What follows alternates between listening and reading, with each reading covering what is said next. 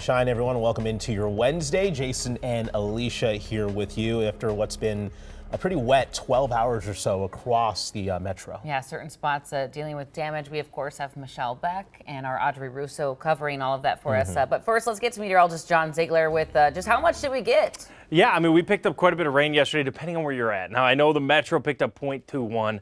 That's not that much, at least at the airport. Now, getting around the metro, anything in the blue, you picked up about half an inch or more. And you could see, get over to St. Cloud, Brainerd, that area about a solid inch. But even the northeast metro picked up over an inch. We had that severe thunderstorm up there in Blaine and the Forest Lake and Coon Rapids. That dropped over an inch of rain as well, and some damage, unfortunately. 57 and clear and cool and quiet and beautiful. Today, lots of thesaurus words there to go into the thesaurus. 51 in Brainerd, 57 in the Twin Cities. So we were at 68 yesterday. Now you're at 51 in Brainerd. So a huge drop in temps. And that's from the clear skies. There goes your system. It's out of here today. We're going to start the day off with lots of sunshine, middle 70s, but we do have to track still a couple of pop-up thunderstorms this afternoon. That's what we're going to be discussing. We'll focus on it in the main forecast. John, thank you. Let's give you a look at the metro map. It is quiet at this hour, which we love to see. Roads starting to dry out after the overnight showers. And a reminder, if you do live in the Inver Grove Heights area, 52 is going to have some lane restrictions, both directions between 494 and 55. That's going to kick off for the evening rush tonight at 6. Should wrap up tomorrow at 5 a.m. Well, over the last few hours, we've gotten a better idea of the aftermath of last night's storm. So depending on where you live, some of you will be cleaning up downed trees. Others will be dealing with rising water. We have team coverage this morning. Audrey's in the North Metro where trees were uprooted there. But first, let's check in with Michelle. She's in St. Paul where high water is forcing popular areas to shut down. Yeah, good morning to you, Jason, Alicia. I've been here all morning watching barricades like this one go up. And a crew member who was actually putting these up told me in the last hour or two that this is all related to flooding. If you look just beyond the barricade, this is why. You're looking at the Mississippi River, and city officials are expecting the levels to rise near the point of minor flooding this weekend. Of course, this could spill over to the streets, so to get ahead of what they'll be closing down Water Street starting tonight. So this is the portion of Water Street between Highway 13 and Plato Boulevard. It is a temporary closure for pedestrians, bikers, and drivers, and all for your safety. City officials say they've closed in the last 12 hours other parks around here as well. That includes the Hidden Falls Boat Launch, Kelly's Landing, and Meeker Island, all closed until the water levels recede and it is safe to do so. So we'll keep track of what's open and closed online at KARE11.com. And of course, right now, city officials do say the Mississippi River is sitting at about 10 feet high. I'll detail some of those numbers, including where officials are expecting it to jump up to this weekend. All that and more in 30 minutes. All right, Michelle, thank you very much for that live look there. The waterlogged ground also impacting trees in the North Metro. Take a look at this video out of Lexington. The wind bringing down several in the last 12 hours. Yikes. Audrey Russo is joining us live from Circle Pines, where one neighborhood was completely blocked in. Audrey, what's it looking like there this morning?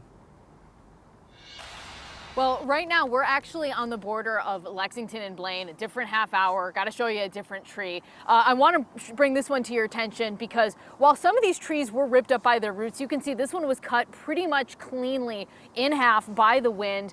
And taking a look at some of the bark on the ground, you can see it's pretty soggy, pretty waterlogged bark here. This is one of 3 trees that's down in this industrial park on the Lexington-Blaine border. Now back towards Circle Pines, on Hamline Avenue in that neighborhood, Alicia, that you were talking about, yes, there were multiple trees down in different yards. Some of them were massive trees yanked up by the roots with soil everywhere. We actually spoke to one homeowner who said he had more than one tree fall down, not only on his property, but on his house. Take a listen. There's a branch going through the roof out the side of the house. I have probably 15 trees down on this property alone, and these trees are all mature. That homeowner tells us that he actually had to grab his grandkids, and run for cover in the basement of their house once he realized that a tree was about to fall on his property. So of course, the cleanup effort underway there is pretty intense. They do have the streets passable at this point in the morning though, so that's positive. We're also learning that fewer than 50 customers are without power, so they are working to get the power restored fairly quickly out there. Now, when it comes to what's causing these trees to fall over, that resident that we spoke to said many of the trees on his property were mature. Other things that can weaken trees are drought, the emerald ash borer, invasive species that can really just weaken a tree's roots, and those roots is hold on the ground because, of course, when the soil gets wet, those older trees face those winds. It can cause a lot of damage, as we're seeing out here this morning. Jason and Alicia, back to you. Definitely some cleanup there for sure today. All right, Audrey Russo reporting live for us. We appreciate you. We do have new information coming in right now about a Lakeville teen that was hit by a car earlier this week. His family is now saying he is not going to make it. According to this GoFundMe page, due to the extent of his brain injuries, he will not survive, but he is donating his organs.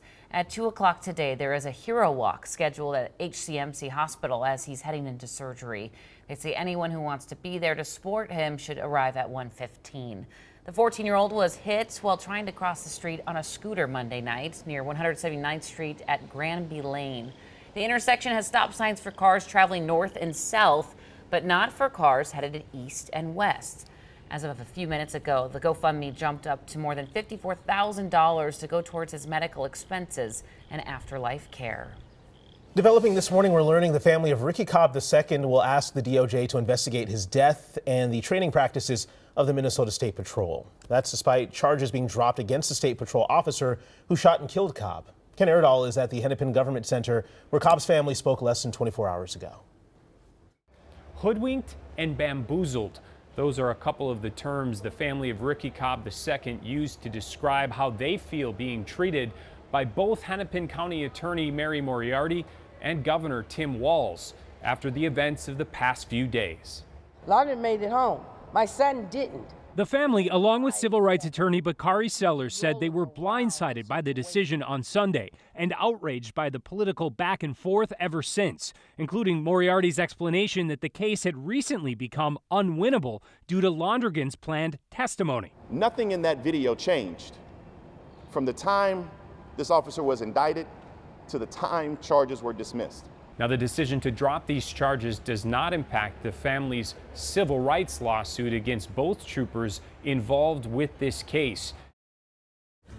And in the last 10 hours, the State Patrol chief sent us this comment. She says, in part, she stands by their intensive training, which includes 15 weeks in academy, 12 weeks in the field, and ongoing training while in service. Well, this morning, a big win for residents in the East Phillips neighborhood of Minneapolis. In an agreement with the EPA, the Smith Foundry is set to stop its furnace and casting operations within the next year and pay a fine. The foundry is accused of producing more air pollution than federal and state standards allow. It'll also pay an $80,000 fine. Smith Foundry says it will still run design and engineering work and metal finishing at the foundry. Minneapolis is taking the first big step towards big changes that could open the door for alcohol sales at restaurants inside of city parks. Here's what we know. I'm Gordon Severson. The Minneapolis Park Board says that we could see alcohol sales here at the Painted Turtle at Lake Nokomis as early as the middle of July. They say it's thanks to a recent law change at the state capitol and the city council here in Minneapolis, a committee recently approving the idea. Now, it still has to be approved by the full city council, and they have to get a liquor license before alcohol sales can take place. The Park Board is also looking to bring this idea to the Sculpture Garden by the Walker Arts Center. They say if everything goes through there, they could also have alcohol sales in place as early as mid-July.